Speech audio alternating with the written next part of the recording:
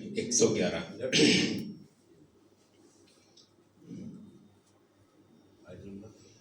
آیت نمبر 111. ٹھیک ہے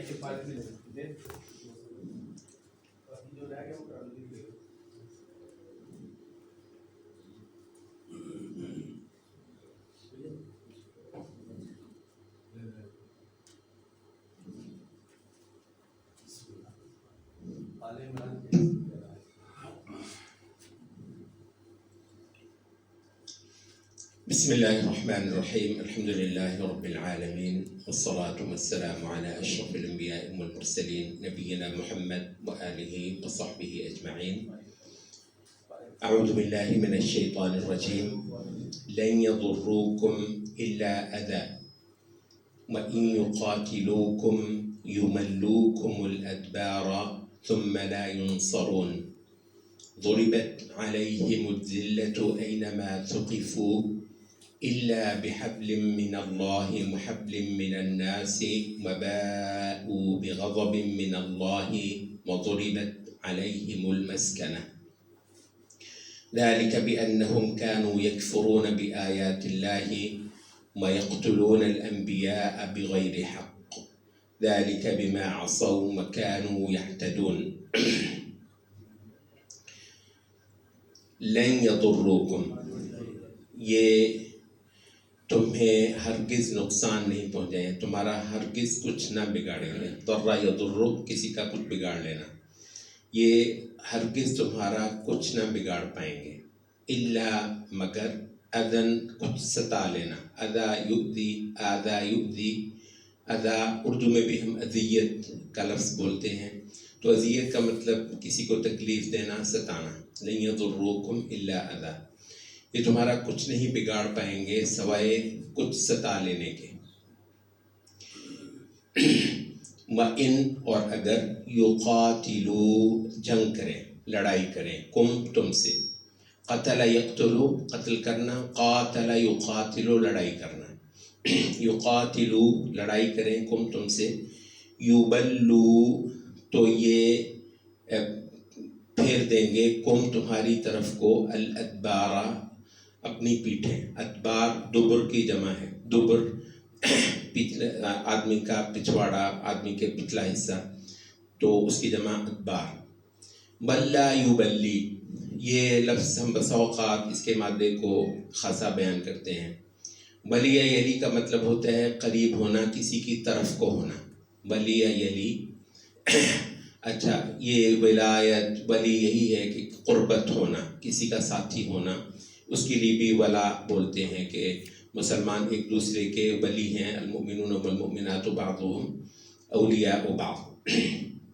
اچھا، ولی یلی. اس کے بعد یہ ولا یولی، کسی کی طرف کو کر دینا، تو رخ کرنے کو یا کسی کی طرف کرنے کو ولا یولی بولتے ہیں.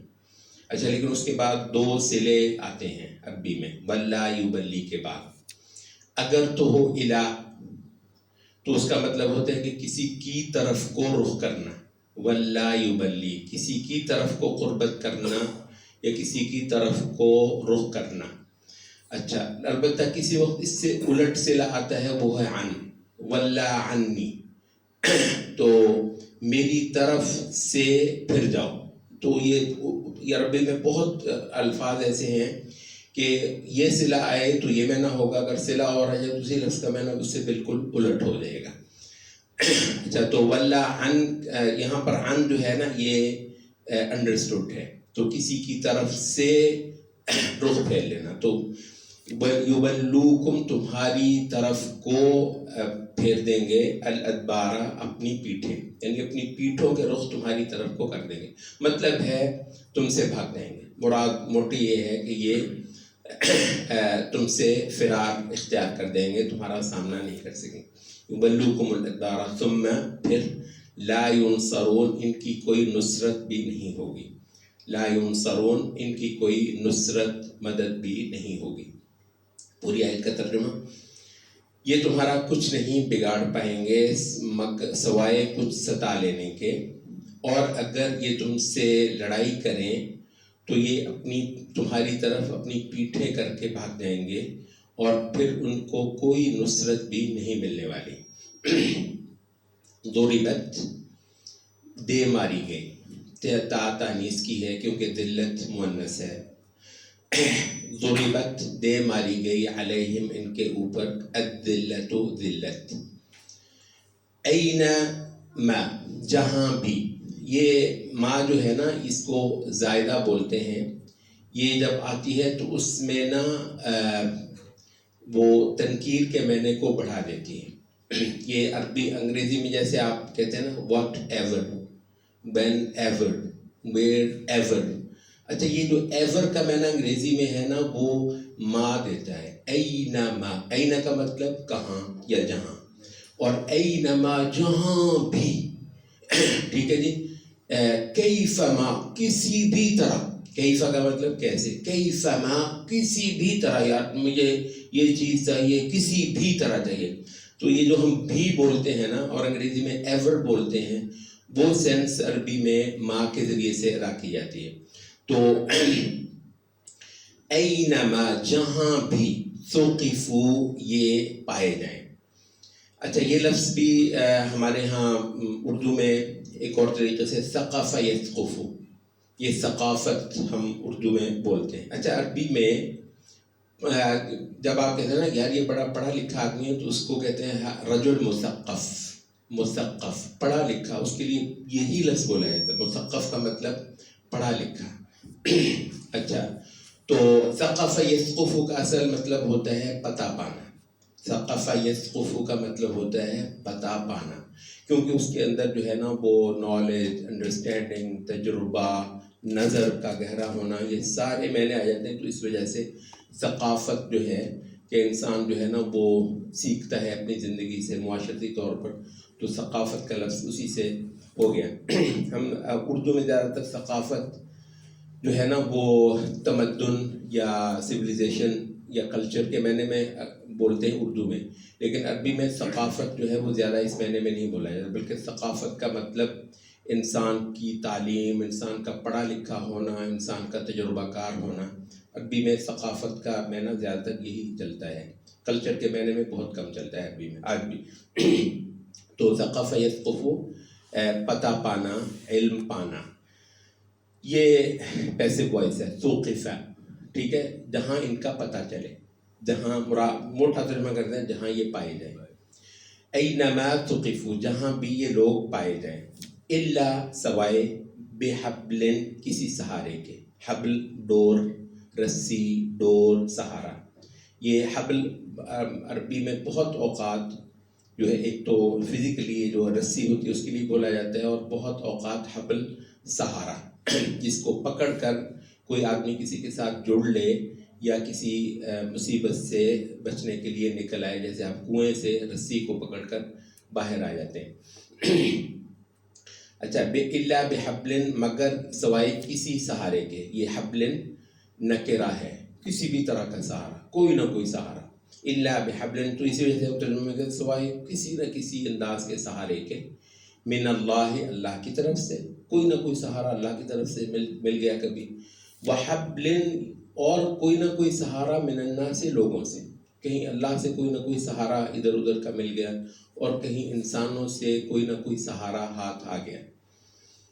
وباءوا اور لوٹے، یہ باء یبوء لوٹنا، کسی چیز کا کو حاصل کر کے واپس آنا، وباءوا اور لوٹے یہ، حاصل کر آئے یہ، بغضب ایک غضب کے ساتھ، من اللہ اللہ کی طرف، اللہ کے ایک خاص غضب کو لے کر یہ لوگ لوٹے۔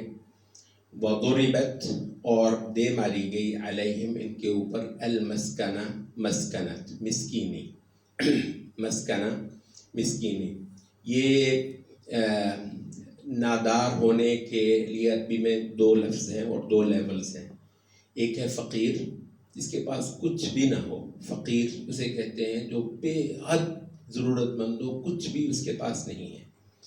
اچھا اس سے ذرا اچھا لیول ہوتا ہے، اس کو کہتے ہیں مسکین۔ مسکین وہ ہوتا ہے جس کے پاس کچھ نہ کچھ ہو بھی لیکن بہت اچھی طرح اس کا گزارا نہیں ہوتا، یہ بڑے ٹیکنیکل لفظ ہیں، اس حد تک ٹیکنیکل ہیں کہ قرآن مجید نے سورۃ توبہ میں زکوٰۃ کے جو 8 مصارف بیان کیے ہیں نا کہ ان کو بھی زکوٰۃ لگ سکتی ہے، ان کو بھی زکوٰۃ لگ سکتی ہے. اچھا اس میں پہلے دو مصرف بولے ہیں انما الصدقات للفقراء والمساکین. زکوٰۃ جو ہے، زکوٰۃ کے جو اموال ہیں یہ فقراء کے لیے ہیں اور مساکین کے لیے ہیں. وہ آپ ذرا اندازہ کر لیں کہ جہاں 2 لفظ اکٹھے آئے 2 out of 8 تو یہ ہو، تو اس کا مطلب ہے دونوں کا الگ الگ ٹیکنیکل معنی ہے. یوں نہیں ہے کہ ایک ہی ہم معنی جو ہے نا وہ چلتے ہیں. تو وہاں پر بھی فقہاء نے یہی کہا کہ فقراء وہ لوگ ہیں کہ جو بالکل ہی خالی ہوتے ہیں، ان کو زکوٰۃ لگتی ہے. اچھا کئی سارے ایسے ہوتے ہیں جن کا مطلب یہ نہیں ہے کہ روٹی پکتی ہی نہیں ہے، لیکن خاصی مشکل سے پکتی ہے ان کی روٹی. اچھا ان کو جو ہے نا جو ضروریات ہیں وہ بہت دشواری ہے، ان کی زندگی آسان نہیں گزر رہی. اچھا ان کو بھی زکوٰۃ لگتی ہے. جن کی زندگی آسانی سے نہیں گزرتی تو 2 باقاعدہ مسئلہ بول رہے ہیں، فقیر اور مسکین. لیکن مسکین جو ہے بسا اوقات تو اس کا ریفرنس مالی ہوتا ہے، مالی لحاظ سے. یہاں مالی لحاظ سے مسکنت کا نہیں ہے، وہ جو ہے نا سماجی لحاظ سے مسکین ہونا وہ ہے کہ ان پر جو ہے نا مسکنت کا مطلب کہ یہ جو ہے نا بالکل بیچارگی، لاچاری جو ہے نا ان پر اللہ کی طرف سے مسلط کر دی گئی. تو یہ مالی معنی میں نہیں ہے بلکہ سماجی معنی میں. ذالک یہ ہے بِأَنَّهُمْ، اس وجہ، یہ با جو ہے نا با سببیہ اس کو بولتے ہیں، اس وجہ سے. بے کا مطلب سبب. بِأَنَّهُمْ اس وجہ سے، ان کے ہم وہ تھے، کانو تھے، یکفرون کفر کرتے. یہ سارا اس وجہ سے ان کے ساتھ ہوا کہ ان کا وتیرہ تھا کفر کرنا بآیات اللہ، اللہ کی آیتوں کے ساتھ. وَيَقْتُلُونَ اور قتل کرنا، قتل کرتے. الانبیاء مفعول ہے نبیوں کو، نبیوں کو قتل کر دیا کرتے تھے بغیر حق، ناحق. یہاں پہ فقہاء نے کہا کہ استغفر اللہ، یہ مطلب نہیں کہ نبیوں کو حق سے بھی قتل کیا جاتا ہے اور ناحق بھی. مطلب یہ ایک گناہ کا ایک اضافی معنی بتانے کے لیے، اس کا گھناؤنا پن بتانے کے لیے لفظ بولا گیا ہے. اس طرح نہیں بولا گیا کہ ایک قتل نبیوں کا جو ہے نا حق ہو سکتا ہے اور ایک ناحق ہو سکتا ہے. وَيَقْتُلُونَ الْأَنْبِيَاءَ بِغَيْرِ حق، اور نبیوں کو قتل کرتے ناحق. ذَلِكَ یہ تھا، بیما یہ با پھر آ گئی سببیہ، ما جو عصوا انہوں نے نافرمانیاں کی. عصا یعصی نافرمانی کرنا، حکم سے سرتابی کرنا. عصوا یہ نافرمانیاں کرتے رہے، فعل ماضی ہے. وَكَانُوا اور تھے، یعتدون حد سے گزرتے. اعتدا یعتدی حد سے بڑھ جانا، تو یہ حد سے بڑھ جاتے رہے. پوری آیت کا ترجمہ، دے ماری گئی ان پر ذلت جہاں بھی یہ پائے جائیں، سوائے کہ کچھ سہارا ہاتھ آ جائے کبھی اللہ کی طرف سے اور کچھ سہارا آ جائے انسانوں کی طرف سے، اور لوٹے یہ اللہ کے غضب کے ساتھ، اللہ کے غضب کے حقدار ہوئے. اور دے ماری گئی ان پر لاچاری. ذالک یہ تھا اس وجہ سے کہ یہ ان کا وتیرہ رہا اللہ کی آیتوں کے ساتھ کفر کرنا اور انبیاء کو ناحق قتل کرنا. اور یہ اس وجہ سے کہ یہ نافرمانیاں کرتے اور حد سے گزر جاتے رہے تھے. اچھا یہ بیان جو ہے پچھلی آیت کن کے بارے میں ہو رہا ہے؟ ظاہر ہے ان کا نام ان آیات میں تو نہیں لیا گیا. پھر وہ کون ہے؟ پچھلی آیت پڑھ لیجئے تو اس میں ہے کہ وَلَوْ آمَنَ أَهْلُ الْكِتَابِ لَكَانَ خَيْرًا لَهُمْ. یہ جو بہترین امت اس جہان میں اب برپا کر دی گئی ہے محمد صلی اللہ علیہ وسلم کو بھیج کر، اور تاریخ نے ایک بالکل نیا موڑ موڑا ہے، اور اللہ رب العزت کا اس جہان کے اوپر جو ہے وہ اس درجے کے اندر جو ہے نا وہ اپنی قوت اور اپنی نصرت ظاہر کرنے کا عمل وہ شروع ہو چکا ہے. تو یہ کیا ہی اچھا ہوتا کہ یہ بے وقوف لوگ بھی اس آخری رسالت پر ایمان لے آتے. اچھا تو پھر یہ کون ہوئے؟ یہ پچھلی آیت نے یہ بیان کر دیا کہ اب ان آیتوں میں، آج کی آیتوں میں جو بات ہو رہی ہے یہ اہل کتاب کی متعلق ہو رہی ہے. لیکن اس میں جو قرائن ہیں وہ یہ ہے کہ یہاں پر اہل کتاب بھی تمام اہل کتاب کے بارے میں نہیں ہو رہی. بلکہ آج کی ان آیات نے واضح کر دیا کہ اہل کتاب میں سے بھی ایک گروہ جو ہے وہ ان کے بارے میں ہے، اور وہ ہے یہود کا گروہ۔ تو یہ اہل کتاب ہیں، اور پھر اہل کتاب میں سے یہود کے بارے میں یہ کلام ہو رہا ہے۔ اچھا، اس کے ایک قرائن تو یہاں پر موجود ہیں، اور اس کا بڑا جو ہے وہ پیچھے شروع میں جو آیت گزری تھی، آپ کو یاد ہوگا، یہ دوسرے رکوع میں قُلْ لِلَّذِينَ كَفَرُوا سَتُغْلَبُونَ وَتُحْشَرُونَ إِلَىٰ جَهَنَّمَ، وہاں پر ہم نے یہ کہا تھا کہ مدینے کے اندر جو یہودی قبائل تھے بدر کے بعد، انہوں نے کوئی بڑ ماری تھی کہ محمد صلی اللہ علیہ وسلم کو کوئی وہم ہو گیا ہے، یہ قریش کے ساتھ ایک جنگ کیا جیت لی، تو اس کو یہ ہو گیا کہ یہ تو پتہ نہیں ہر کسی کو ہی جو ہے نا وہ شکست دے سکتا ہے، اس کا پالا پڑا نہیں ہے مردوں کے ساتھ، اس کو پتہ چل جائے گا جب یہ ہمارے ساتھ جو ہے نا وہ ہوگا۔ تو ان کو کہا گیا کہ تم بھی آ جانا، قُلْ لِلَّذِينَ كَفَرُوا سَتُغْلَبُونَ، ان کافروں کو کہہ دو تم بھی مغلوب ہی ہوگے، وَتُحْشَرُونَ إِلَىٰ جَهَنَّمَ، اور اکٹھے کر کے تمہارا حشر جہنم میں ہی ہوگا۔ تو اس وجہ سے اچھا مزید قرینہ یہ ہے کہ جب تک یہ آیات اتری ہیں سورۃ آل عمران کی، اس وقت تک نصارہ کے ساتھ مسلمانوں کی کوئی لڑائی کا عمل ابھی شروع نہیں ہوا تھا۔ اچھا، البتہ یہود کے ساتھ بدر کے فوراً ہی بعد جو ہے وہ جو بنو قینقاع کے ساتھ نبی صلی اللہ علیہ وسلم کی جنگ ہوئی تھی، پھر اس کے بعد بنو نذیر کے ساتھ جو ہے نا وہ جنگ کا سما بننے لگا تھا۔ تو اس وقت جو فضا تھی وہ ساری کی ساری لڑائی کے حوالے سے وہ یہود کے ساتھ تھی، لڑائی وغیرہ کا پورا سینیریو عیسائیت کے ساتھ ابھی آیا ہی نہیں تھا۔ تو سورۃ آل عمران کی آیت کی یہ پوری فضا ہے بنیادی طور پر اس کا ریفرنس انہی اہل کتاب کی طرف ہے جو اس وقت مسلمانوں کے ساتھ لڑائی وغیرہ کے عمل میں جو ہے نا وہ آگے آ رہے تھے، سامنے آ رہے تھے۔ تو یہ اس طرح کے کئی سارے قرائن سے ہمیں معلوم ہوا کہ ان آیات کا اصل مدلول جو ہے وہ اہل کتاب میں سے ایک مخصوص گروہ ہے، اور وہ کون ہے؟ وہ ہیں یہود۔ اچھا، یہود کے حوالے سے جو سب سے زیادہ ایک اور قرینہ بھی آپ کہہ لیجئے کہ جو غضب کا لفظ ہے وہ اللہ رب العزت نے یہود کے لیے ہی قرآن مجید میں بولا ہے، متعدد مقامات پر غضب کا لفظ جو ہے، اللہ کا غضب، اس کا غصہ جو ہے وہ کچھ لوگوں پر اللہ تعالیٰ نے مسلط کر دیا ہوا ہے۔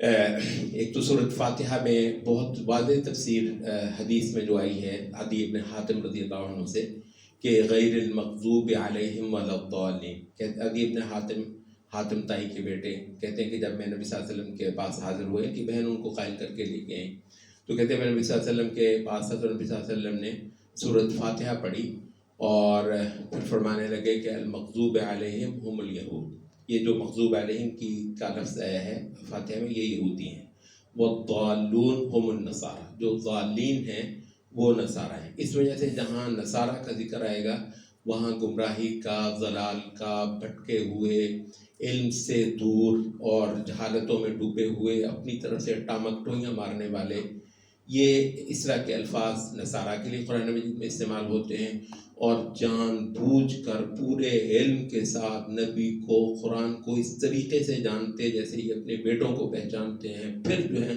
بدکاری پہ آمادہ، سرکشی پہ پوری طرح یہ ہر وقت تیار، اور یہ جو ہے باقاعدہ محاذرائی کرنا حق کے ساتھ، اور دراصل اللہ رب العزت کے ساتھ ضد کرنا، یہ مخصوص کیریکٹر جو ہے وہ تاریخ میں ایک گروہ کے حوالے سے ذکر ہوا ہے، اور وہ ہیں یہود۔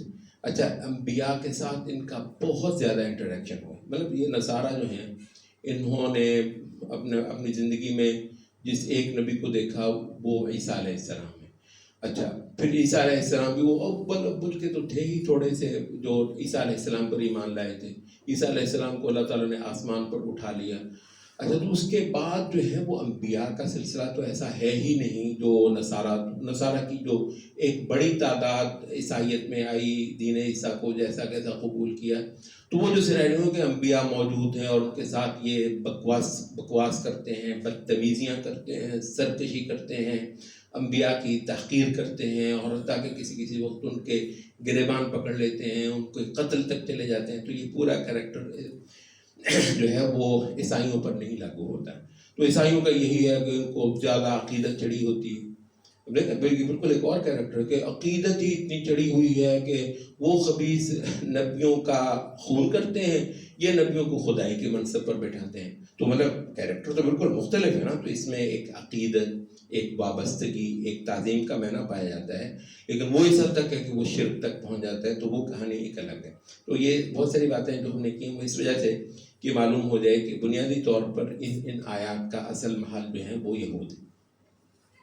اچھا، اب اس پر دو تین باتیں جو ہیں وہ اس آیت میں ہیں، اور ان آیات کے حوالے سے ایک بہت بڑا سوال بھی اٹھ رہا ہے اس وقت، کیونکہ اس وقت یہ ان دنوں میں تو آپ خاص طور پر یہ غزہ وغیرہ میں جو سن رہے ہیں یہودی ہیں نا، یہ بدکار، تو یہ سارا جو اور مسلمانوں کی ایسی بے بسی کہ مطلب رو لیں تو کچھ نہیں ہوتا، نہ روئیں تو کچھ فرق نہیں پڑتا، یعنی دل نکل جاتا ہے اور کوئی دور تک امید کی کوئی کرن جو ہے وہ نظر نہیں آتی ہے. اچھا، تو اس حوالے سے، اور یہ سلسلہ ٹھیک ہے جب اس طرح کے ہو جاتے ہیں جس طرح پچھلے ہفتے 1.5 ہفتے سے چل رہا ہے تو ظاہر ہے زیادہ ہوتا ہے، ورنہ ہم ویسے تو یہ ہے کہ پچھلے 70 سال سے 75 سال سے یہ سلسلہ چل رہا ہے، اور یہ مسلسل یہ سوال بھی اٹھ رہے ہیں. مودودی صاحب نے بھی اس سوال کے جو ہے نا وہ جوابات دیے ہیں، اور بھی کئی سارے وہ لوگ جنہوں نے قرآن مجید کی تفسیر کی ہے اور اپنے زمانے کے حالات اور واقعات کو تفسیر کے ساتھ جو ہے نا ریلیٹ کیا ہے. اور اصل تو یہی ہے کہ ورنہ تو تفسیر قرآن مجید کی ہو گئی شروع میں، تبریریں کر دی ہے، آپ نے کیا کرنا ہے. تو بنیادی طور پر تو جو تفسیری عمل جس کو کہتے ہیں وہ تفسیر، ہم نے بہت بار کہا اس وقت جو بھی کوئی تفسیر کرتا ہے نا، دھڑا دھڑ آج بھی تفسیریں لکھی جا رہی ہیں اور تفسیری سیشنز بھی جو ہے نا وہ ہوتے ہیں. اچھا، لوگوں کو خیال ہوتا ہے کہ یہ سب تفسیر کریں، ابھی ہم بیٹھے ہیں تو آپ کو یہ لگے گا شاید میں تفسیر کر رہا ہوں، جو ٹیکنیکل معنی میں ہے یہ تفسیر نہیں ہے. وہ تفسیر ہو گئی ہے، بار بار کیا ہونی ہے، وہ ایک کلام ہے، بالکل ایک متعین کلام ہے.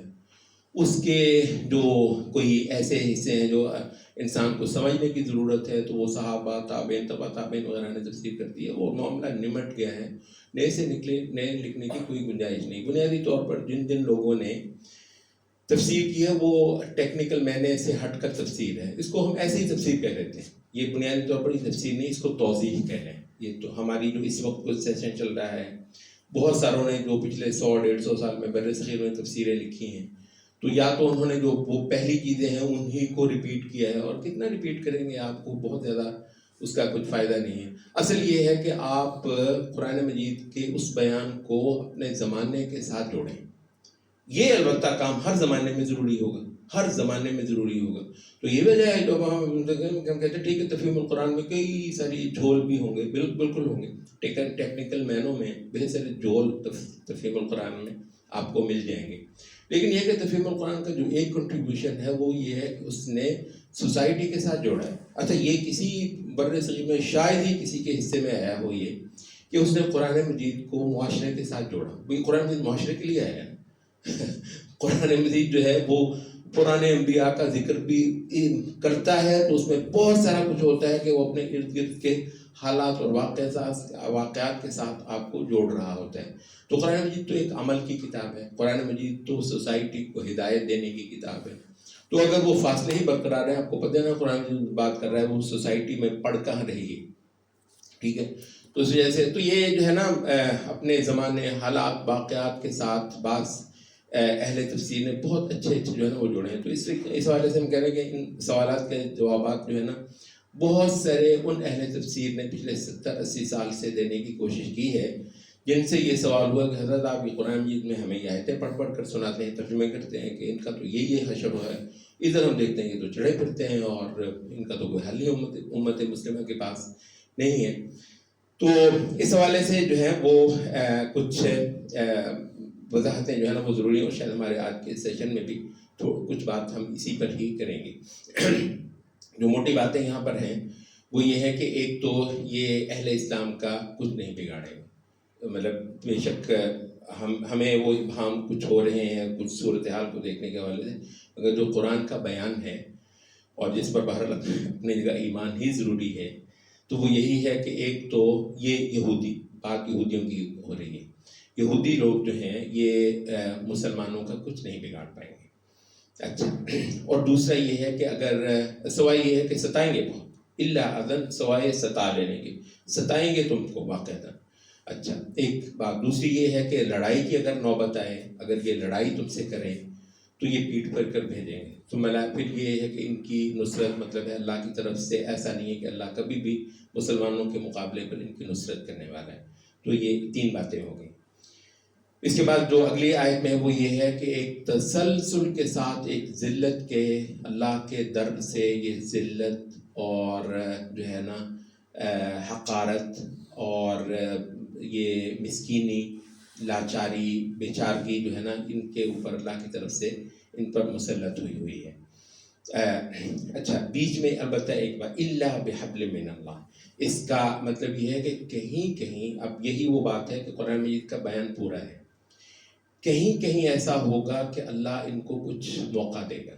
الا بحبل من اللہ، کہیں کہیں خدا کچھ سہارا. اچھا، حبلن جو ہے یہ نکرہ ہے کسی انداز کا، کوئی بہت متعین نہیں ہے، کوئی نہ کوئی صورت ایسی نکل آئے گی کہ اللہ تعالیٰ ان کو کچھ چھوٹ دے گا.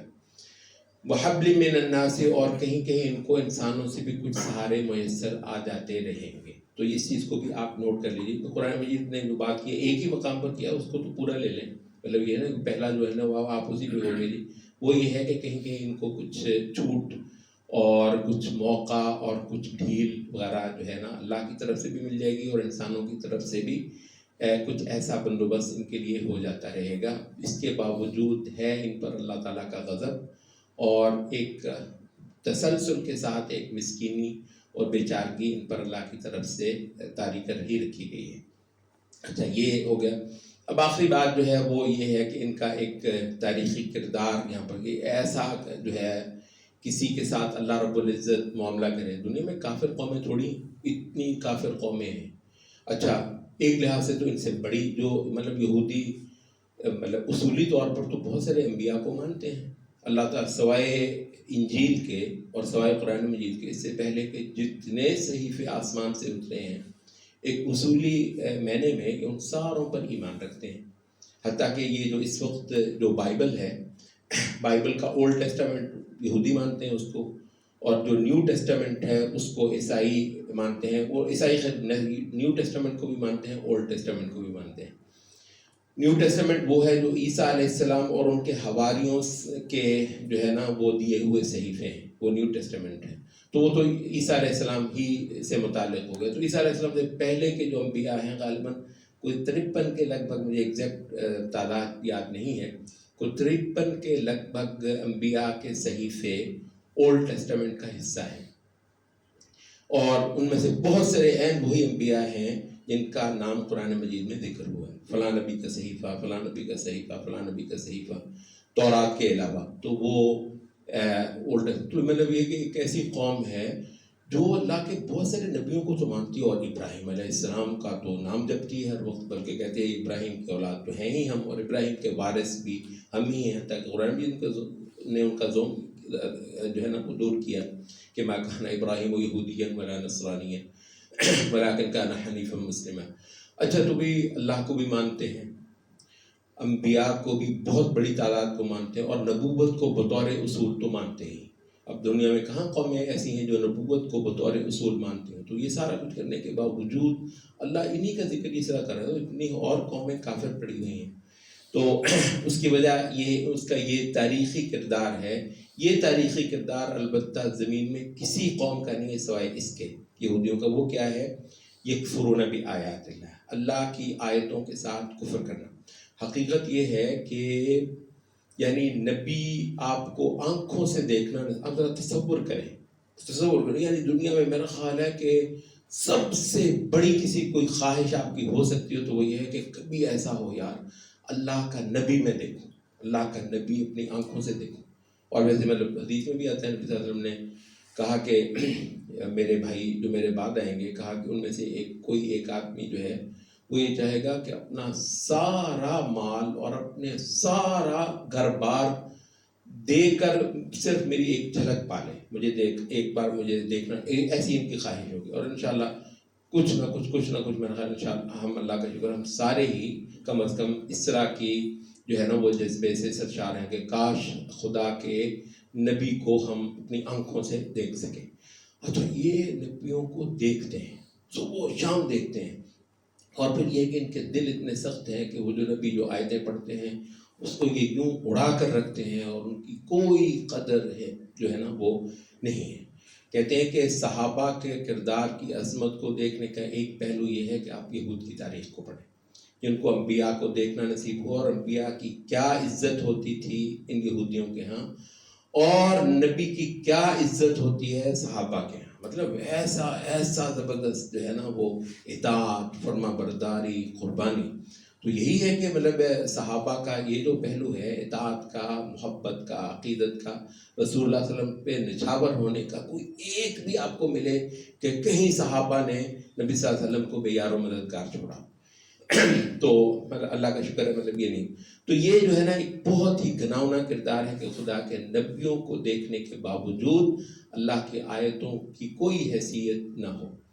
یہ درست ہے کہ ہمارے ہاں بہت سارے گناہ ہوتے ہوں گے، ہمارے مسلمانوں میں بہت ساری جرت بھی ہو جاتی ہوگی گناہوں کے اوپر، مگر بات یہ ہے کہ یعنی نبیوں کو انبیاء کو دیکھتے ہوئے قرآن کی آیتیں اپنے سامنے اترتے ماحول میں پھر بھی جو ہے یہ وتیرہ اللہ کا شکر ہے اس امت کو اللہ نے، حتیٰ کہ نصارہ کے حوالے سے بھی یہ بات قرآن مجید نے نہیں کی. تو یہ بہت ہی ڈھیٹ، گندا اور بہت ہی نڈر کردار ہے اللہ کے آگے، اللہ کی آیتوں کے ساتھ کفر کرنا اور انبیاء کو بھی ناحق قتل کرنے تک چلے جانا.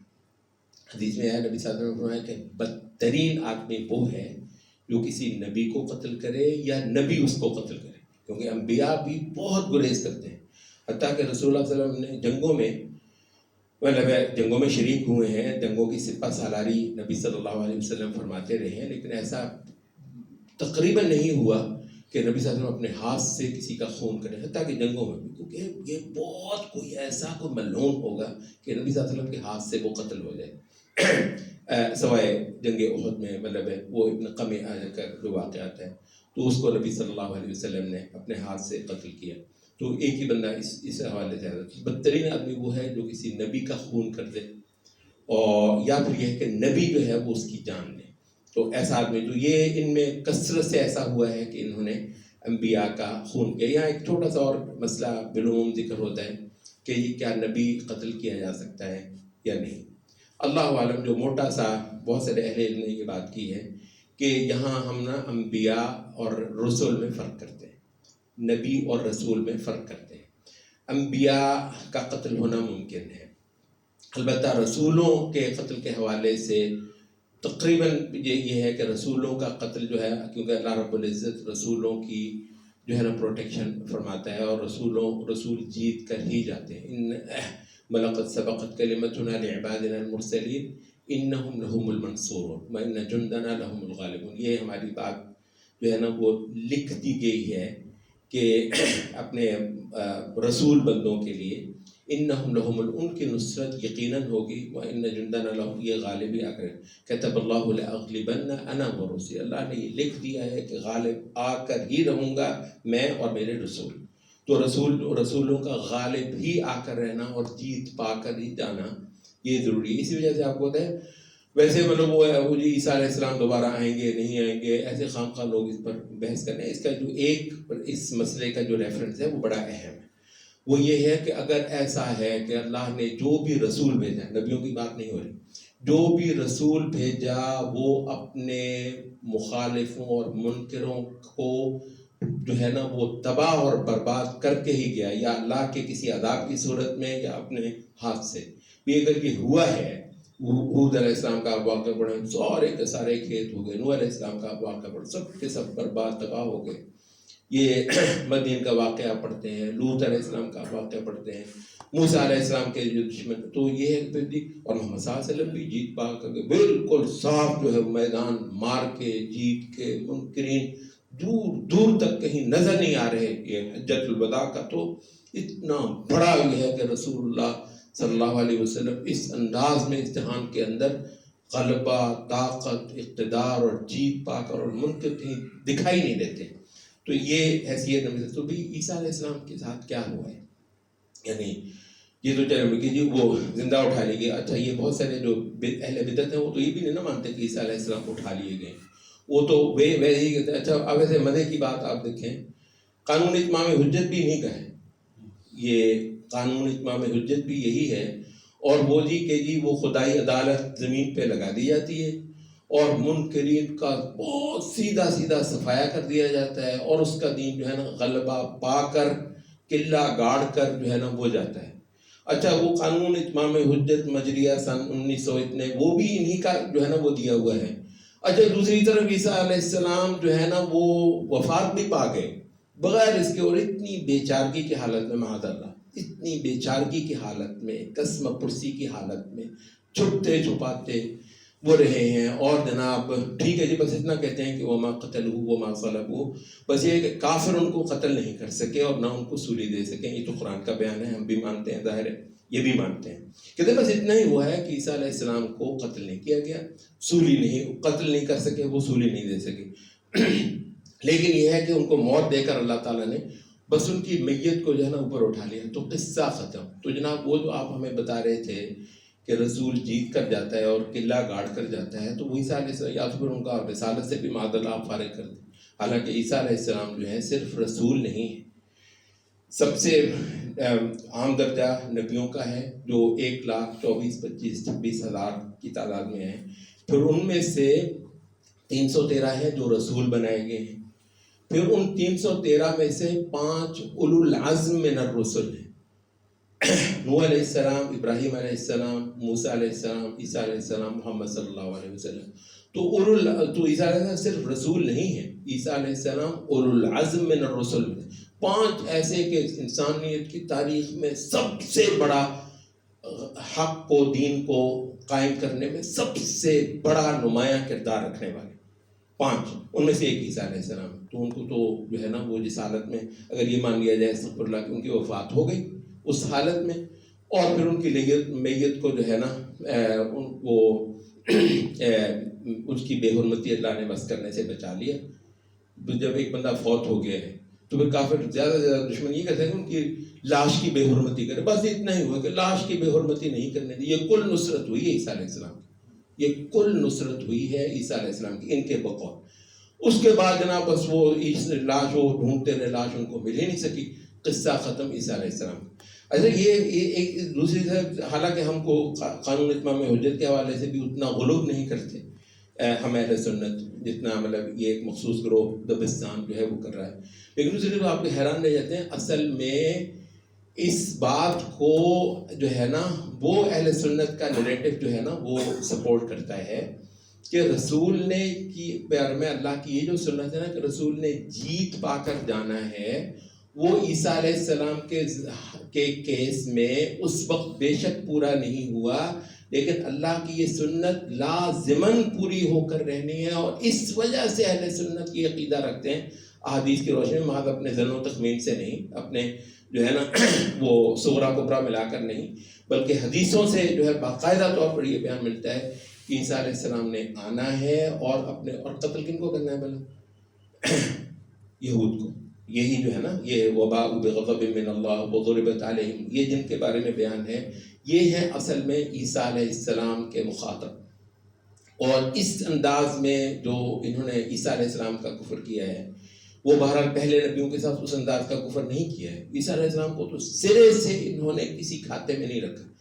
تو اس وجہ سے یہ ہے کہ عیسیٰ علیہ السلام بھی اللہ کی یہی سنت پوری کرنے آئیں گے کہ ان کا خاتمہ کر کے ایک ایک کو تیز کر کے یا یہ مسلمان ہو جائیں گے. وَإِن مِّنْ أَهْلِ الْكِتَابِ إِلَّا لَيُؤْمِنَنَّ بِهِ. اور یہ بھی کمال ہے کہ قرآن مجید میں وہ جو بیان ہے نا، اس آیت کی تفسیر بھی جب یہ کرتے ہیں نا عیسیٰ علیہ السلام کو فوت شدہ ماننے والے لوگ، ایسے آپ لطیفے ہوتے ہیں، آپ ہنس کے لوٹ پوٹ ہوتے ہیں جب وہ کہتے ہیں وَمِنْ أَهْلِ الْكِتَابِ إِلَّا لَيُؤْمِنَنَّ بِهِ قَبْلَ مَوْتِهِ.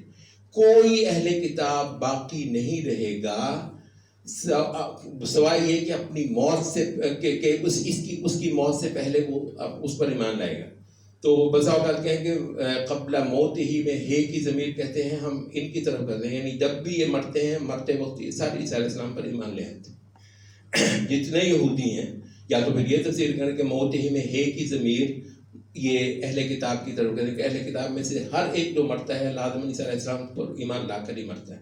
یہ کیا اللہ تعالیٰ کی طرف سے اعزاز حاصل ہے اہل کتاب کو کہ عیسیٰ علیہ السلام پر کفر کے ساتھ اللہ ان کو دنیا نہیں چھوڑنے دیتے. یا تو یہ تفسیر کریں، یا یہ ہے کہ موت ہی میں ہے کہ ضمیر جائے عیسیٰ علیہ السلام کے، عیسیٰ علیہ السلام کے مرنے سے پہلے کوئی اہل کتاب کافر دنیا میں رہے گا نہیں.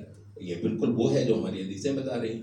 ہماری حدیثیں یہی بتا رہی ہیں کہ اہل کتاب میں سے کوئی کافر جو ہے وہ باقی نہیں رہے گا.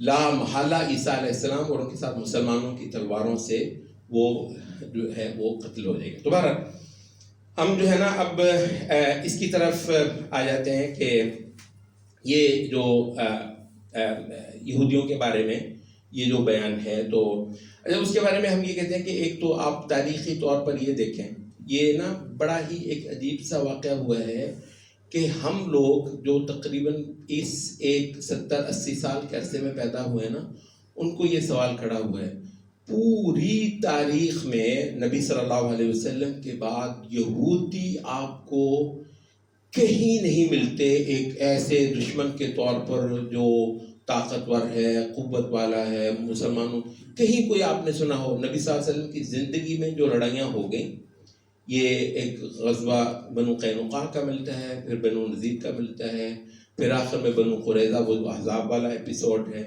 یہ ہو گیا. اس کے بعد یہ نکل گئے تو پھر یہ جا کر بیٹھ گئے خیبر میں. خیبر میں پہلے سے ان کی بہت زیادہ اسٹرینتھ موجود تھی. یہ جو مدینے سے جلا وطن ہوتے رہے، یہ بھی جا کر خیبر میں بیٹھتے رہے، وہ ان کا بہت بڑا گڑھ بن گیا. اور وہ جو غزوہ خیبر جو جس کا جو ہے نا وہ ایک بہت بڑا اعزاز حضرت علی رضی اللہ عنہ کو ملا کہ ان کو نبی صلی اللہ علیہ وسلم نے جھنڈا دیا اور خیبر جو ہے وہ فتح ہوا. اچھا، خیبر کے بعد یہودی آپ کو 14 صدیوں تک یا 13.5 صدیوں تک آپ کو یہودی نام کی شے نہیں ملتی. بس اس حیثیت میں ملتی ہے کہ یہودی جو ہے نا وہ کہیں اکا دکا یہودی مسلمانوں کے زیر سایہ رہتے ہیں. نبی صلی اللہ علیہ وسلم وصیت فرما کر گئے تھے کہ اہل کتاب کو جزیرہ عرب سے نکال دینا.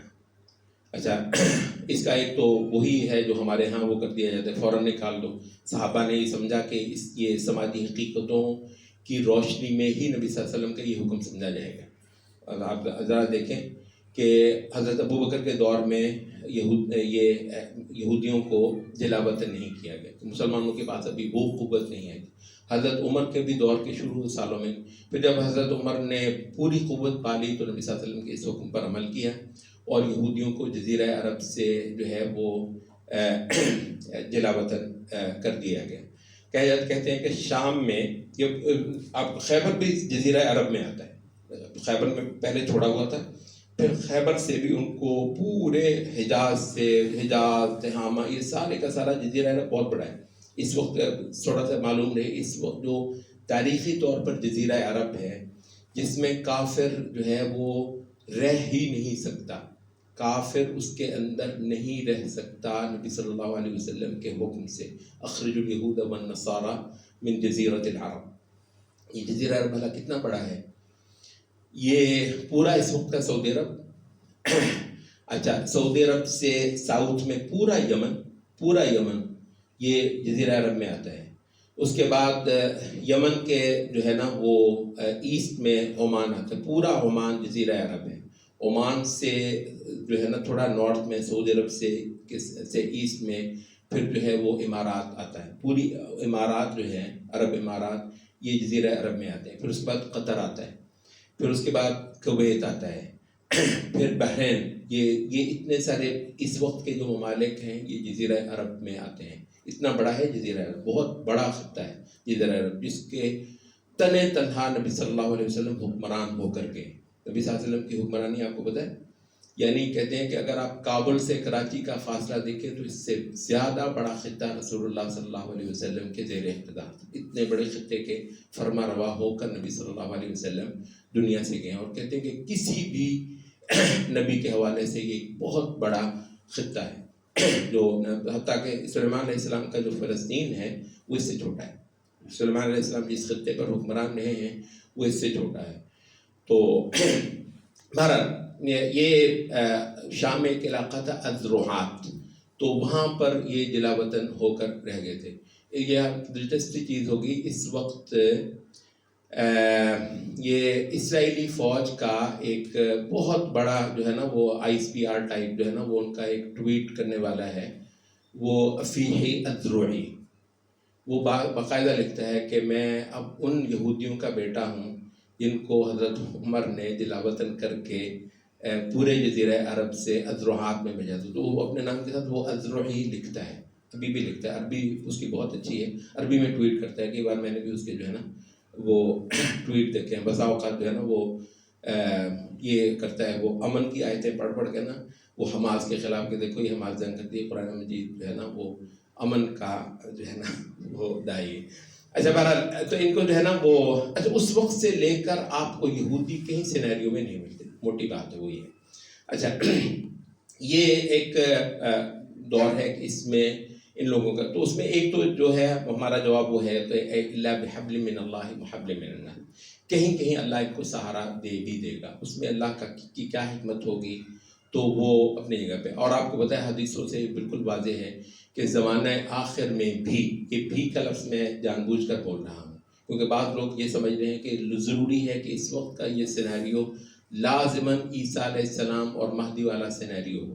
ہم یہ کہتے ہیں اس کی کوئی دلیل نہیں، اس کی کوئی دلیل نہیں، بہت امکان یہ ہے کہ یہ اس پہ مسلمان جو ہیں وہ فتح بھی پا لیں، اس کے بعد بھی اللہ کو جتنا منظور ہو زمانہ گزرے وہ آخری دور کا وہ سینیریو عیسیٰ علیہ السلام والا مہدی والا وہ ہو، اور ہونے کو یہ چلیں، ہو بھی سکتا ہے کہ یہ آج ہی کے دور میں ہو۔ یہ خام خواہ یہ کرنا کہ جی لازماً آپ نے عیسیٰ علیہ السلام کو اسی دور میں ہی جو ہے نا وہ لے کر آنا ہے، اور مہدی کو بھی اسی دور میں نکالنا ہے، اور دجال کو بھی اسی دور میں کرنا ہے، پھر جب وہ نکل نہیں رہا تو آپ پریشان ہوتے ہیں، بے صبرے ہوتے ہیں، دجال کے لیے ایسی ایسی ایکسائٹمنٹ پائی جاتی ہے۔ آپ کو پتہ ہے ایک کتاب کا صرف عنوان سر پکڑ کر آپ کے ایک اتنی بڑی بلغل 500-600 صفحے کی کتاب ایک لکھی گئی ہے، پتہ ہے اس کا عنوان کیا ہے؟ کیا دجال کی آمد ہے؟ واللہ ایگزیکٹ میں آپ کو ایگزیکٹ ورڈنگ بول رہا ہوں، ایگزیکٹ ورڈنگ، کیا دجال کی آمد ہے؟ اس کے لیے آپ بےتابی محسوس کر رہے ہیں اس جملے میں، آمد کس کے لیے بولتے ہیں؟ اس کے لیے آپ کو کیوں بھی وہ نبی صلی اللہ علیہ وسلم نے اس سے پناہ مانگنے کا حکم دیا ہے کہ تشہد میں جب تم دعا کرنے لگو تو پہلے یہ کر لو، یہ کچھ فتنوں سے پناہ مانگ لیا کرو، ان میں سے ایک فتنۃ المسیح دجال ہے۔ تو یہ آپ کو ایسی کیوں بےتابی؟ اچھا یہ باقاعدہ شوق ہے اتنی زیادہ کہ جی کہیں سے دجال نکل، پھر جب وہ نکلتا نہیں ہے تو ایسے ہی تعویلیں کر کر کے جو ہے نا وہ یہ مغربی تہذیب ہی دجال ہے۔ یار یہ جو تعویل ہے اس کو یہ جو مجاز ہے، پھر جب وہ فزیکلی نہیں ہوتا تو پھر آپ ان آیات کو ان کی جو ہے نا مجازی تفسیر کرنے پہ چلے جاتے ہیں، اور یہ مجازی تفسیر اتنی بڑی گمراہی ہے۔ مجازی تفسیر، وہ امریکہ میں مجھے یاد ہے اسلامک سینٹر میں نا وہ ایک عیسائیوں کا ایک گروپ آیا تھا، عورت پادری تھی، وہ پروٹیسٹنٹ کی عورتیں بھی پادری وہ جائز سمجھتے ہیں، تو ان کے ساتھ ایسے ہماری نشستیں ہو رہی تھی، تو اس کے وہ پتہ نہیں عیسیٰ علیہ السلام کے حوالے سے بات ہو گئی میری اس کی، تو میں نے کہا ایسے تھوڑا سا انجان سا بن کے میں نے کہا کہ ایسا کہیں بائبل میں لکھا ہوا ہے کہ عیسیٰ علیہ السلام نے کہا کہ اب جب میں آؤں گا تو میں تلوار لے کر آؤں گا؟ تو میں نے کہا کہ یہ ہے، کہتی ہاں ہے، تو پھر ساتھ ہی کہتی ہے but we interpreted as knowledge, تلوار سے مراد نا ہم نالج لیتے ہیں۔ مجازی تفسیر، اس کو انگریزی میں ایک لٹرل تفسیر ہوتی ہے جس کو ظاہری تفسیر کہتے ہیں اور جس کو ہم مانتے ہیں۔ تلوار کا مطلب تلوار ہی ہوتا ہے بھائی صاحب، قرآن مجید جو ہے نا اس کو یوں نہ کریں، تلوار کا مطلب تلوار ہی ہوتا ہے، ٹھیک ہے؟ اچھا تلوار سے مطلب جو وہ علم ہے وہ فنا ہے، اس کو میٹافورک انٹرپریٹیشن کہتے ہیں، مجازی تفسیر۔ تو یہ نا میٹافورک تفسیر جو ہے نا وہ شروع کر دی، تو وہ اس وقت موقع نہیں تھا، بس میں کہتا رہ گیا کہ اچھا تو عیسیٰ علیہ السلام جب پہلی بار آئے تو وہ تو نالج کے ساتھ پھر نہیں آئے ہوں گے، وہ جو کہہ رہے ہیں کہ اب جب میں آؤں گا تو تلوار لے کر آؤں گا، تلوار کی تفسیر نالج ہے، تو اس کا مطلب ہے کہ اب جب میں آؤں گا تو میں علم لے کر آؤں گا، تو پہلے آپ کیا کرتے رہے؟ تو مطلب ویسے ہی جو ہے، تو یہ پھر جو ہے نا وہ دجال بھی جو مادی تہذیب جو ہے نا یہ دجال ہوتی ہے بھائی صاحب۔ قرآن مجید کے تو قرآن مجید میں تو خود دجال کے اس انداز کا بیان نہیں ہے، احادیث کے بیان کو آپ اتنا زیادہ مجازی مت بنائیں۔ اصل وجہ یہ ہے کہ آپ بے صبرے ہوئے جاتے ہیں، جب وہ نکل نہیں رہا تو آپ نے کسی اور کو دجال بنا کر جو ہے نا معاملہ نمٹانے کی کوشش کی. تو ایسی اچھا وہ مہدی وغیرہ ہمیں نہیں پتہ، بالکل نہیں پتہ. امت اسلام پہ اس سے زیادہ کڑے وقت آئے ہیں. جس وقت تاتاری آئے تھے بہت سارے لوگ کہہ رہے تھے کہ ہو نہ ہو یاجوج ماجوج یہی، کچھ چھوڑتے ہی نہیں تھے. ایسے تھے کہ سب کچھ تہتے کرتے ستیاناش کر کے جاتے تھے. لوگ کہتے تھے یہی یاجوج ماجوج ہے، اور مطلب وہ کہتے تھے بس یہی جو ہے نا وہ اب تو مہدی آئے تو آئے تو آئے. اب بتا یہ تاتاریوں نے اس پورا عالم اسلام رونق ڈالا تھا. اس کے بعد اللہ تعالیٰ نے یہ ممالک کو کھڑا کیا. ممالک نے ایسی بری مار ماری تاتاریوں کو، سبحان اللہ، بڑا حصہ جو ہے نا وہ امت کا وہ خالی کرو. اس کے بعد پھر جب یہ عثمانی آئے ہیں، کہتے ہیں یہ بلغاریہ، ہنگری، چیکو سلواکیا، یہ سارے یورپ کے تھے. خلافت ان کو فتح کرتی چلی گئی، اور آخر یہ جو ویانا ہے، آسٹریا کہتے ہیں یورپ کا قلب ہے. آسٹریا کے جو دارالحکومت ویانا ہے اس کا محاصرہ کئی مہینے تک خلافت جو ہے وہ یورپ یوں لرز رہا تھا کہ پتہ نہیں یہ، بلکہ وہ کہتے ہیں اس وقت اگر پیچھے سے یہ صفوی بدماش نہ ہوتے جو فارس میں بیٹھے تھے، شیعہ جو صفوی تھے، تو جب خلافت کی فوجیں بہت زیادہ یورپ میں جاتی تھی تو یہ پیچھے سے جو ہے نا ان پر حملہ آور ہوتے تھے، تو پھر خلافت کو پیچھے آنا پڑتا تھا. اس وجہ سے اس کی کنسنٹریشن یورپ کی طرف کہتے ہیں. بلکہ ایک مورخ نے، کسی نے لکھا ہے یورپی نے، میں ایک جگہ کسی کتاب تو نہیں اس کی پڑھی، میں نے اس کا حوالہ پڑھا. کہتا ہے کہ اگر اس وقت جب عثمانی خلافت اپنے عروج پہ تھی اور ویانا کا محاصرہ کیے ہوئے کھڑی تھی، اگر اس وقت صفویوں کی جو ہے نا یہ ریاست نہ ہوتی تو آج فرانس میں، اور وہ پتہ نہیں بتا رہا تھا برلن میں، ہم صبح فجر کے بعد یوں ہی قرآن پڑھ رہے ہوتے جیسے لیبیا اور تیونس میں اور مراکش میں پڑھا جاتا ہے صبح کے وقت. وہ کہتے ہیں ہم بھی قرآن کی تلاوت کر رہے ہوتے. تو یہ مطلب تو اللہ تعالیٰ نے اس کے بعد ایسی طاقت دی. یہ آپ کو پتہ ہے یہ تاتاریوں کے بعد کا ہے سارا کا سارا. اچھا جو نصرت اللہ نے نا جو نصرت کا وعدہ کیا ہوا ہے وہ تو بس صحابہ وغیرہ کے. بھائی صاحب یہ صحابہ نہیں تھے، یہ صحابہ نہیں تھے. نہ ممالک صحابہ تھے، نہ سلاجقہ صحابہ تھے، نہ یہ غزنوی جنہوں نے ہند فتح کیا ہے پھر اس کے بعد غوری، نہ یہ صحابہ تھے. صحابہ کے صدیوں کے بعد آئے ہیں جب تلوار اٹھائی ہے امت نے. اوکے اچھا ایک تو بات مطلب ہم یہ کہتے ہیں. دوسری جو ہے نا وہ آپ یہ غور کریں کہ کیا ایسا نہیں ہوا کہ لڑائی جب بھی مسلمانوں نے کی ہے یہودیوں کے ساتھ، انہوں نے جو ہے نا وہ ذلت اٹھائی ہے. تو اس میں بھی بلکہ شیخ صفر الوالی کہتے ہیں کہ خدا کے بندو، اسرائیل مسلسل حالت جنگ میں اور جنگ سے پریشان ہے، اس حال میں کہ کسی ایک بھی ملک کی ریگولر آرمی اسرائیل کے ساتھ حالت جنگ میں نہیں ہے. کہتے تصور کریں مسلمانوں کی کوئی ایک ریاست اسرائیل کے خلاف اعلان جنگ ہے، اور بغیر ریاست کے کہتے ہیں کہ وہ چند مٹھی بھر لوگوں نے اسرائیل کی جو ہے نا وہ نیند حرام کی ہوئی ہے. تو اس وجہ سے مطلب یہ ہے کہ جب بھی مسلمانوں نے قتال کیا ہے ان کے ساتھ تو اللہ تعالیٰ نے بھرا نصرت کی ہے.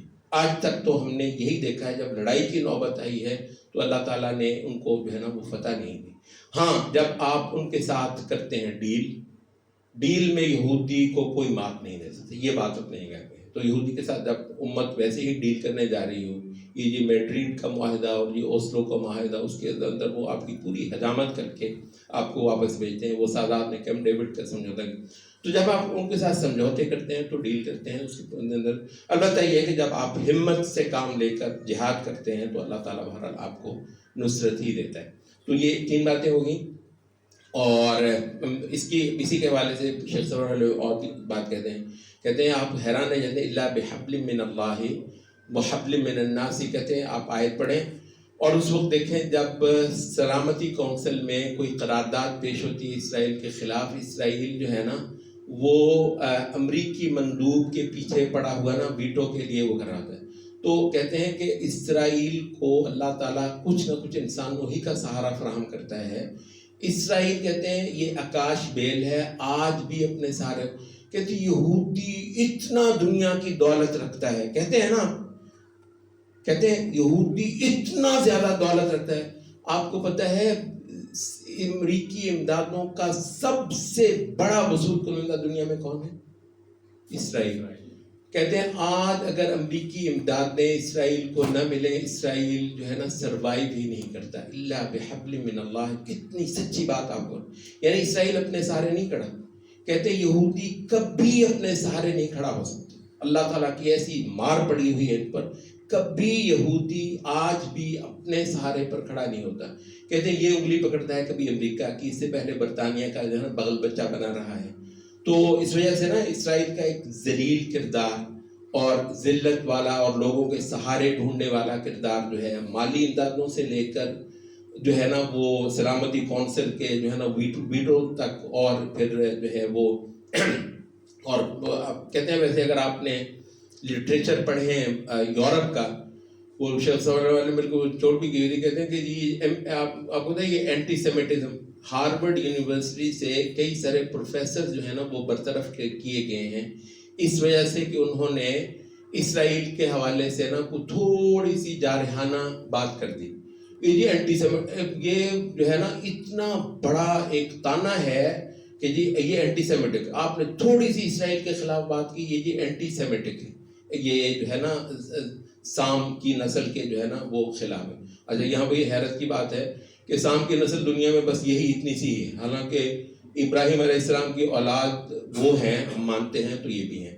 تو یہ جو ہے نا ایک بات ہوگی. چوتھی بات جو ہے نا وہ ایک نیا جو ہے نا وہ کچھ لوگوں نے زیادہ ڈیپتھ میں جا کر ایک اور بات کو بھی پوائنٹ آؤٹ کیا ہے، وہ بالعموم ہمارے ہاں نہیں ہوتی. وہ کہتے ہیں یہ بھی ایک بات ہے کہ یہ لوگ جن کے بارے میں قرآن مجید میں یہ بات ہوئی ہے کہ ان پر اللہ تعالیٰ نے ایسی ذلت جو ہے نا وہ طاری کر دی ہوئی ہے، یہ اگر کبھی لڑیں تو یہ مطلب لازماً پیٹھ پھیر کر ہی بھاگ جائیں گے تمہارے مقابلے پر وغیرہ. کہتے ہیں یہ جو بات کی ہوئی، یہ یہودی کون ہے بھلا؟ وہ کہتے ہیں آپ اس پر بھی تھوڑا سا غور کریں. بنیادی طور پر یہ یہودی وہ ہیں جو نبی صلی اللہ علیہ وسلم کے زمانے میں کہتے ہیں اس وقت تک جو ہے نا یہودی اصل میں بنی اسرائیل ہی تھے. یہ بات ایک جگہ قرآن میں بہت ساری جگہوں پر بولا بنی اسرائیل کیا ہے اور اس سے مراد یہود ہوتی ہے. تو یہودی آپ کو پتہ ہے ایک نسلی دین ہے. یہودی ایک نسلی دین ہے. ان کے جو اسٹرکٹ لوگ ہیں وہ کہتے ہیں کہ اگر آپ یہودی ماں کی اولاد نہیں ہیں تو آپ یہودی ہو ہی نہیں سکتے. یعنی یہودیت کوئی قبول کرنے کی چیز ہے ہی نہیں. یہودیوں کے، میں یہ تو نہیں کہتا کہ سارے یہودی اس پر متفق ہوں گے، کیونکہ بہت سارے یہودی ہیں جو ہے نا ان کے ہاں بھی ماڈرنسٹ بھی جو ہے نا وہ پیدا ہوئے ہیں، کبھی وہ جو ان کے ہاں ایک ٹپیکل طریقہ تھا تفسیر کا، چھوڑو پرے اس کو. تو یہ ہے، یہ ہم دعویٰ نہیں کرتے کہ تمام یہودی اس پر متفق ہوں، لیکن یہودیوں کے جو سخت فرقے ہیں وہ اس پر بہت زیادہ وہ ہیں. وہ کہتے ہیں کہ یہودیت قبول کرنے کی چیز نہیں ہے. یہودیت تو ایک ابراہیم کے نطفے میں چلی آنے والی ایک چیز ہے. ابراہیم بھی پورا نہیں، ابراہیم کی وہ نسل جو یعقوب کی اولاد سے ہوگی، یہودیت وہی ہے. اچھا تو کہتے ہیں کہ یہ اصل میں وہ یہودی ہیں جو بنی اسرائیل کے یہودی ہیں. اچھا یہاں پر وہ کہتے ہیں کہ تھوڑا سا اس وقت جو یہودی ہیں ان کی ڈیموگرافی پر آپ اگر کبھی نظر ڈالیں، ویسے اگر آپ موٹا سے بھی کبھی تھوڑا سا گوگل بھی کریں تو وہ آپ کو بتاتے ہیں کہ یہودی اس وقت جو ہے نا دو بڑے طبقوں پر مشتمل ہیں. ایک یہودی وہ کہتے ہیں کہ سفارڈم ان کو کہتے ہیں یہودی، اور ایک یہودی اشکنازی کہتے ہیں. اشکنازی وہ یہودی ہیں جن کی جو ہے نا وہ نسلی پس منظر یورپ کا ہے. نیلی آنکھیں، سنہرے بال اور بہت گوری چمڑی. آپ کو پتہ ہے یہ جو بنی اسرائیل ہیں یہ تو عربوں کے کزن ہیں نا. عربوں کی رنگت آپ نے دیکھی ہے، بہت سفید نہیں ہوتی، گوری تو نہیں ہوتی. تو ہمارے جیسے بعض اوقات ہم سے بھی زیادہ یا ہم سے کبھی گندمی ٹائپ ان کے رنگ ہوتے ہیں. اچھا ان کی آنکھیں بھی جیسے عرب ہوتے ہیں تو وہی ہوتی ہیں. یہ جو نیلی آنکھیں اور سنہرے بال یہ تو یعقوب علیہ السلام کے نہیں. اچھا کہتے ہیں یہ وہ ہیں، ان کو پولش جیوز بھی کہتے ہیں، پولینڈ کے یہودی. اور کہتے ہیں پولینڈ میں یہ بنیادی طور پر جو ہے نا یہ خزر ہے، خزیرین جو ہے نا کیسپین سی میں بیٹھے ہوئے قبائل کسی زمانے میں یہ یہودی ہوئے. اور یہ جو ہیں کہتے ہیں کہ تقریباً کیا کہنا چاہیے کوئی 8ویں 9ویں جو ہے نا وہ صدی میں ہوئے ہیں، 20ویں صدی. ہمارے اسلامی لحاظ سے کوئی 3ری 4تھی صدی جو ہے نا تقریباً خلافت عباسیہ کا جب زمانہ تھا، تو کیسپین سی پر بیٹھی ہوئی کچھ قومیں جو گوری تھیں، جن کے بال سنہرے تھے، آنکھیں جو ہے نا وہ نیلی تھیں، یہ نیلی آنکھوں والے جو قومیں ہیں، اب اس میں ہمارے پاس وقت نہیں ہے کہ ہم اس کی ڈیٹیل میں جائیں. یہ خزارینز ان کو بولتے ہیں، یا کیسپین علاقے کے جوز بولتے ہیں. یہ بحر خزر ہے نا، یہ اس کو کیسپین سی بھی کہتے ہیں. تو کہتے ہیں یہ لوگ جو ہے نا پھر وہ رفتہ رفتہ نارتھ کی طرف گئے، تو پھر آخر میں پولینڈ میں یہ آباد ہو گئے. تو اس وجہ سے ان کو پولش جیوز بھی کہتے ہیں. اور ان کے لیے جو بڑا لفظ چلتا ہے وہ ہے اشکنازی جیوز. اشکنازی جیوز کے جو بولتے ہیں، اس وقت کے جو یہودی ہیں 80% سے زیادہ اشکنازی جیوز ہیں، اور لیس دین 20% جیوز جو ہے نا اس وقت کے یہودیوں میں سے وہ سفارڈم. سفارڈم ان یہودیوں کو کہتے ہیں جو پیچھے سے پرانے جو ہے نا وہ چلے آتے ہیں. ایک لحاظ سے ہم یہ کہہ لیں گے بنی اسرائیل. تو یہودیوں میں بنی اسرائیل 20% سے کم ہے. اچھا، تو کہتے ہیں کہ قرآن مجید کا یہ ریفرنس بنیادی طور پر ان یہودیوں کے لیے ہے جو نسلی یہودی ہیں، جو نسلی یہودی ہیں. اور خود یہودیوں کے بہت سارے فرقوں کی جو ٹیکنیکل سٹینڈنگ ہے نا، وہ ان کو سرے سے یہودی مانتی نہیں. وہ تو دھکے سے یہودی جو ہے نا وہ بنے ہوئے. اب وہ اکثریت میں ہیں اور وہ طاقتور ہیں، تو کہتے ہیں یہ جو ذلت اور مسکنت ہے بنیادی طور پر اس کا اصل محل بنی اسرائیل ہے. بنی اسرائیل یہودیوں میں بھی اس وقت تھوڑے ہیں. کہتے ہیں آج تک ان کا نہ وزیر اعظم کوئی بنا ہے، آج اسرائیل میں نہ ان کا کوئی وزیر اعظم بنا ہے، نہ ان کا کوئی صدر بنا ہے. شاید کوئی ایک آدھ کو وزیر بنا ہو سو بنا ہو، اور یہودیوں میں بھی وہ ذلیل ہی ہیں. تو کہتے ہیں اس لحاظ سے بھی قرآن مجید کا یہ بیان جو ہے مطلب ہے اس پہلو سے آپ دیکھیں تو وہ یہودی تو خود یہودیوں کے اندر بھی وہ باءوا بغضب من اللہ وضربت علیہم المسکنہ. تو وہ جو ہے تو کہتے ہیں کہ جو اشکنازی جیوز ہیں وہ تو ٹیکنیکلی یہودی ہی نہیں ہیں، تو اس وجہ سے وہ اس کا محل کیسے ہو سکتے ہیں؟ وہ ایک دوسری قوم ہے، اور اس کے حوالے سے قرآن مجید کا بیان جو ہے سرے سے متعلقہ ہی نہیں. تو یہ بھی ایک انٹرپریٹیشن بہرحال ضرور ہے. میں نہیں یہ دعویٰ کر رہا کہ واحد صحیح تفسیر یہی ہے، لیکن ایک پہلو بہرحال اس کا ہے ضرور کہ قرآن مجید نے جن لوگوں کے بارے میں کیا ہے ان کو تو آج بھی کوئی قوت اور تمکنت بہرحال حاصل نہیں ہے. یہ ایک اور قوم ہے، کہنے کو وہ یہودی ہیں لیکن بنی اسرائیل تو وہ بالکل نہیں ہیں. اور یہ آیت اصلاً بنی اسرائیلی کے بارے میں بات کر رہی ہے. سبحانک اللہم و بحمدک.